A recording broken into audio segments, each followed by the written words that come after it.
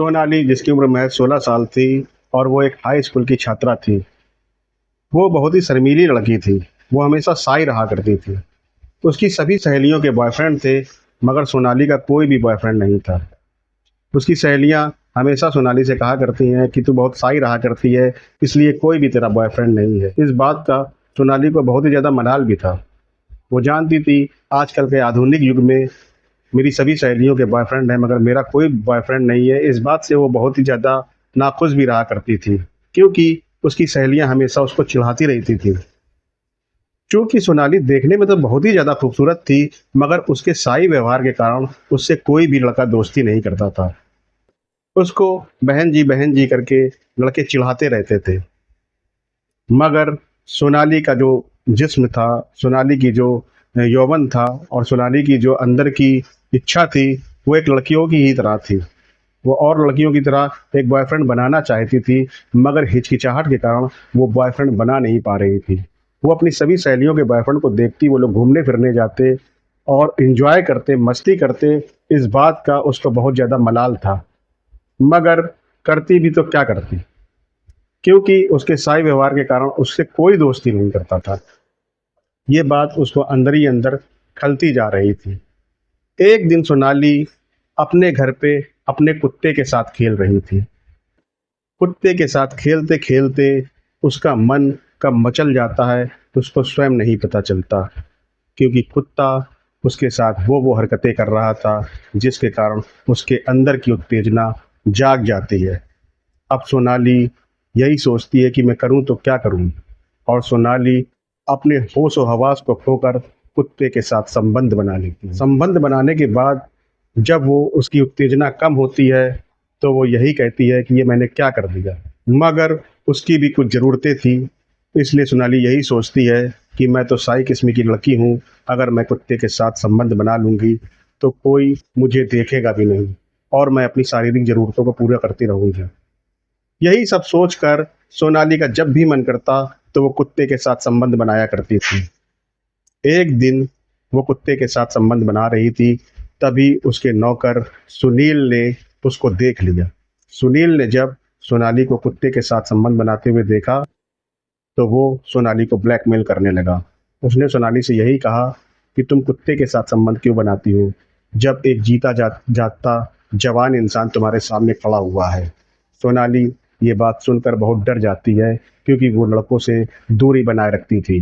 क्योंकि वो एक शाही किस्म की लड़की थी, वो अपनी अंदर की बातों को कभी किसी के सामने नहीं कह पाती थी, इसलिए वो गैर मर्दों से हमेशा दूरी बनाए रखती थी। मगर कुत्ते के साथ संबंध बनाने के बाद उसकी उत्तेजना जाग चुकी थी। अब सोनाली भी बेचारी क्या करती। वो यही सोचने लगी कि जब कुत्ते के साथ इतना मज़ा आता है तो इंसान के साथ कितना मज़ा आता होगा। अब वो कुत्ते को छोड़कर सुनील के साथ अक्सर संबंध बनाया करने लगी। चाहे दिन हो चाहे रात हो, जब भी उसके माता पिता उसके घर में नहीं होते थे, तो वो हमेशा अपने नौकर सुनील के साथ संबंध बनाया करते थे। ये सिलसिला चलता रहता है। अब सोनाली थोड़ा खुश रहने लगी। उसकी हिचकिचाहट भी लड़कों के प्रति दूर होने लगी। ये देखकर उसकी सहेलियां यही सोचती कि आखिर इसके साथ ऐसा क्या हुआ है। वो सोनाली से पूछती भी कि तुम्हारे साथ ऐसा क्या हुआ है, तुम इतना खुश क्यों क्यों रहने लगी हो, मगर सोनाली उनको कुछ नहीं बताती, क्योंकि वो जानती थी अगर उनको कुछ बताया, उनको कोई बात पता चली, तो हो सकता है कि कुत्ते वाली बात भी इनको पता चल जाए। इसलिए वो किसी को कुछ नहीं बताती, कहती बस मेरा मन खुश रहने का करता है, इसलिए मैं खुश रहा करती हूँ। खैर, उसकी सहेलियां भी उसके पीछे ज़्यादा नहीं पड़ती हैं और वो अपनी सारी बातें भूल जाती हैं। मगर सोनाली का जो भी जीवन चल रहा था वो उसी प्रकार चलता रहता है। वो सुनील के साथ संबंध बनाती रहती थी। एक दिन सोनाली के घर में सोनाली के पापा के दोस्त आ जाते हैं और वो सोनाली को देखकर दंग रह जाते हैं, क्योंकि सोनाली जो थी वो महज 16 साल की तो ज़रूर थी, मगर देखने में निहायत ही खूबसूरत थी। और सोनाली के पिता के जो दोस्त थे वो थोड़े ठरकी किस्म के इंसान थे। वो नई लवेली लड़कियों के प्रति बहुत ही ज़्यादा आकर्षित होते थे। यही सोचकर वो सोनाली के प्रति भी आकर्षित हो जाते हैं। सोनाली उनकी नज़रों को भांप जाती है। वो उनसे तो कुछ नहीं कहती, वो कहती है कि अंकल, पापा तो अभी नहीं है, आप चाहें तो थोड़ी देर के लिए बैठ जाएं। कुछ देर बाद सोनाली के पापा आ जाते हैं और सोनाली के पापा के दोस्त का नाम राकेश था। वो सोनाली के पिता मिथुन से मिलते हैं और आपसी बात करते हैं। सोनाली वहाँ से चली जाती है, मगर राकेश जो था वो तिरछी निगाहों से सोनाली को देखता रहता है। इस चीज को सुनील देख लेता है और सुनील समझ जाता है कि ये जो आदमी आया हुआ है ये कुछ ठीक प्रवृत्ति का नहीं है। खैर, बात वहीं खत्म हो जाती है। रात होती है। रात को सुनील और सोनाली संबंध बना रहे थे। सोनाली के कमरे में सुनील संबंध बना रहा था, तभी राकेश नीचे आता है। वो ऊपर वाले कमरे में रुका हुआ था और नीचे पानी पीने के लिए आता है। तभी उसको सोनाली के कमरे से कुछ अजीब सी आवाज़ें आ रही थी। वो वैसे ही ढरकी था और उन आवाज़ों को पहचान लेता है। धीरे से वो कान लगा के सोनाली के कमरे के दरवाजे को सुनता है तो वो देखता है कि अंदर मदमस्त चीखें आ रही थी। अब वो दरवाजे को खटखटाता है। सोनाली डर जाती है और सुनील भी डर जाता है। वो यही सोचते हैं इतनी रात को यहाँ पर कौन आ गया है, ऐसा तो पहले कभी नहीं हुआ। खैर, सोनाली सुनील को छुपाकर धीरे से दरवाज़ा खोलती है और वो पूछती है कि अंकल इतनी रात को आप क्या कर रहे हैं। तभी राकेश कहता है कि मुझे मालूम है कि अंदर कोई लड़का भी है। सोनाली बिल्कुल हस्तप्रभ रह जाती है। वो यही सोचती है कि इसको कैसे मालूम कि अंदर कोई लड़का है। अब वो क्या करती, क्योंकि राकेश उसके अंदर जल्दी से घुस के उसके कमरे के अंदर और इधर उधर झांकने लगता है। वो अलमारी को खोलता है, डोर को खोलता है। जैसे ही वो बेड के नीचे झांकता है तो वो देखता है कि वहाँ पर सुनील छुपा बैठा है। वो सुनील को बाहर निकालता है और 2 तमाचे खींच के मारता है। कहता है कि तुम एक तो घर के नौकर हो और तुम घर की लड़की के साथ इस तरह का काम कर रहे हो। खैर, सुनील उसके पैरों की तरह तले गिर जाता है और उससे माफ़ी मांगता है। कहता है कि सर, आप सोनाली के पापा को ये सब मत बताइएगा, हम जवानी के जोश में बह गए थे। खैर, उस रात तो राकेश सुनील को डरा धमका कर भगा देता है, मगर वो सोनाली से कहता है कि मेरी भी कुछ ज़रूरतें हैं। सोनाली पहले ही जानती थी कि इसकी क्या ज़रूरतें हैं। अब सोनाली समझ जाती है कि मुझे इसके साथ भी वही काम करना पड़ेगा जो मैं सुनील के साथ कर रही हूँ।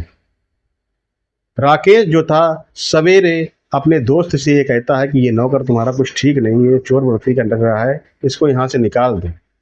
मगर सोनाली के जो पिता थे वो उससे ये कहते नहीं, ये हमारा बहुत पुराना नौकर है, मैं इसको नहीं निकाल सकता हूँ, ये हमारे साथ बहुत दिनों से रह रहा है। खैर, जब उसके पापा ऑफिस चले जाते हैं, सोनाली के पापा, वो अपने दोस्त राकेश से यही कहते हैं कि यार मेरी गैर मौजूदगी में मेरे घर का ख्याल रखना, क्योंकि मेरी पत्नी भी नहीं है। मेरी पत्नी लंदन गई हुई है अपने काम के सिलसिले से 4 महीनों के लिए। अब सोनाली के पिता का दोस्त राकेश उनसे यही कहता है कि कोई बात नहीं यार, मैं तुम्हारे घर का अच्छे से ख्याल रखूँगा। जैसे ही सोनाली के पिता घर से जाते हैं, वैसे ही सुनील एक बार फिर उनके पैरों के तले गिर जाता है। कहता सर, ऐसा कोई काम ना करिए जिससे मेरी नौकरी छूट जाए। मेरे घर में मेरी बहन है, मेरी माँ है, जिसकी मैं देख रेख करने के लिए यहाँ पर आया हूँ और यहीं से मुझे पैसे मिलते हैं। राकेश सुनील से बस यही कहता है कि तुम अपनी हद में रहोगे। राकेश का मन जो करने का कर रहा था, उस रात वो वही करता है। राकेश रात में सोनाली के कमरे में जाता है। सोनाली समझ जाती है कि राकेश को कुछ चाहिए। अब उन लोग के बीच संबंध बनते हैं। जब तक राकेश वहाँ रहता है वो सोनाली के साथ खूब संबंध बनाता है, जो बात सुनील को बिल्कुल भी हजम नहीं हो रही थी। वो सोनाली से यही कहता है कि मुझे इसको रास्ते से हटाना होगा। सोनाली इस बात को सुनकर डर जाती है। वो यही कहती है कि ऐसा कोई काम नहीं करना जिससे हम लोग पुलिस के हत्थे चढ़ जाएं, मगर सुनील नहीं मानता है। एक दिन रात को सुनील राकेश के कमरे में जाता है और उसकी एक रॉड से हत्या कर देता है। सोनाली को ये बात नहीं मालूम थी। वो राती में सोनाली के कमरे में आता है और सोनाली से कहता है कि मैंने राकेश को मार दिया है। ये बात सुनकर सोनाली डर जाती है। सोनाली यही कहती है कि तुमने ये क्या कर दिया, तुम कोई मेरे पति तो नहीं हो, जो चीज़ तुम कर रहे थे वही वो कर रहा था, तुम्हें इससे क्या गिला शिकवा था। कहता है कि देखो, लाश छुपाने में मेरी मदद करो, मुझे बिल्कुल अच्छा नहीं लगता था कि वो तुमको छूता था। उसकी इस मूर्खता वाली हरकत से सोनाली पूरी तरह से परेशान हो चुकी थी। अब वो करती भी क्या। वो तुरंत राकेश के कमरे में जाती है। वहाँ खून के धब्बे अब्बों को पोंछते हैं, दोनों लोग पोंछते हैं और लाश को एक बोरी में भरते हैं और एक जंगल में जाकर फेंक देते हैं। कुछ दिनों बाद वहीं से एक राहगीर गुजर रहा था जो बोरी को देख लेता है। बोरी को देखते ही वो पुलिस को इन्फॉर्म कर देता है। पुलिस वाले जैसे ही बोरी को खोलते हैं तो उसमें से एक लाश देखते हैं। वो लाश एक अधेड़ आदमी की थी। तभी पुलिस वाले उसकी इन्वेस्टिगेशन करते हैं। तब उनको पता चलता है ये जो लाश है इसका नाम राकेश है और ये सूरत का है। तभी वो सारी जानकारी लेते, तब उनको पता चलता है कि वो बम्बई क्यों आया था। वो बम्बई अपने दोस्त के पास आया था कुछ बिजनेस के सिलसिले पे और उसके साथ ऐसा ऐसा हो गया। पुलिस वाले तुरंत राकेश के दोस्त यानी कि सोनाली के पिता के पास आते हैं। तो सोनाली के पिता ये कहते हैं कि 2 दिन पहले तो वो यहीं थे और एक दिन मैं जब रात को आया तो मुझे पता चला कि राकेश जा चुका है। सोनाली ने और सुनील ने, जो ये मेरे घर का नौकर है, उन्होंने यही बताया था कि राकेश जा चुका है। अब सोनाली और सुनील भी पुलिस वालों को यही बताते हैं, हाँ सर 2 दिन पहले ही ये यहाँ से जा चुके थे। खैर पुलिस वाले वहाँ से चले जाते हैं। वो यही सोचते हैं कि हो सकता है कि वो अपने दोस्त के घर आया हो और उसके बाद वो वापस जा रहा हो और किसी ने उसकी हत्या कर दी है। पुलिस वाले राकेश की मौत की इन्वेस्टिगेशन में लग जाते हैं। उन्हें राकेश के पास से एक लॉकेट मिला था। तभी पुलिस वाले ये सोचते हैं कि इस लॉकेट की जानकारी उनको कहाँ से मिलेगी। तो वो ये सोचते हैं कि उन्हें राकेश के दोस्त यानी सोनाली के पिता से पूछताछ करनी चाहिए। इसलिए वो सोनाली के पिता को थाने में बुला लेते हैं। सोनाली के पिता को जैसे ही वो थाने में बुलाते हैं और उस लॉकेट को दिखलाते हैं तो वो उस लॉकेट को देखकर चौंक जाते हैं। वो कहते हैं ये लॉकेट तो सोनाली का है। ये बात सुनकर पुलिस महकमा तुरंत हरकत में आ जाता है। वो समझ जाता है कि राकेश की मौत का कोई ना कोई संबंध सोनाली के साथ है। वो तुरंत सोनाली के घर जाते हैं और सोनाली से इसके बारे में पूछते हैं। तो सोनाली थोड़ा हड़बड़ा सी जाती है। यही सोचती है कि राकेश के पास मेरा लॉकेट कैसा आया। एक दिन राकेश जब सोनाली के साथ संबंध बना रहा था तभी चुपके से उसका लॉकेट चुरा लेता है और अपने पास रख लेता है। खैर सोनाली थोड़ा हड़बड़ाती है तो पुलिस वालों को पूरी तरह से शक हो जाता है कि दाल में कुछ ना कुछ तो काला है। अब पुलिस वाले सोनाली से सख्ती से पूछताछ करते हैं और सोनाली बहुत ज़्यादा डर जाती है। डर के कारण वो सब कुछ सच सच बता देती है। कहती है सर मैंने राकेश की हत्या नहीं करी, मगर उसकी लाश को ठिकाने लगाने में मैंने सुनील का साथ दिया है। सुनील जो कि ये बात जानता था कि उसके ऊपर गाज गिरने वाली है, इसलिए सुनील पहले ही वहाँ से भाग चुका था। खैर सुनील के भागने के कुछ दिनों बाद ही पुलिस वाले सुनील को पकड़ लेते हैं और उसको थाने लेकर आते हैं और उसकी जमकर सुताई करते हैं। तभी सुनील उनको सब कुछ सच सच बता देता है। जो भी उनके साथ घटना घटी थी वो सब कुछ सच सच बता देता है। तो पुलिस वाले यही कहते हैं कि तुमने तैश में आके राकेश की हत्या क्यों कर दी? क्या तुम बिल्कुल मूर्ख थे? तुम्हें इतनी समझ नहीं थी कि ये लड़की कोई तुम्हारी पत्नी नहीं थी और वो कोई तुम्हारा दुश्मन नहीं था, उसने तो तुम्हारे साथ कोई ऐसा काम नहीं किया था, मगर तैश में आकर फिर भी तुमने उसकी हत्या कर दी। इसके कारण अब तुम्हें जेल की हवा काटनी पड़ेगी। तो दोस्तों उत्तेजना में आकर कभी भी कोई ऐसा काम नहीं करना चाहिए जिसका पछतावा हमें जिंदगी भर रहे। अंत में मैं आप लोगों से विदा लेते हुए बस यही कहूँगा कि मेरे वीडियो को लाइक और शेयर कर दें और मेरे चैनल को सब्सक्राइब कर दें, जिससे मेरा उत्साह बढ़ता रहे। नमस्कार, जय हिंद।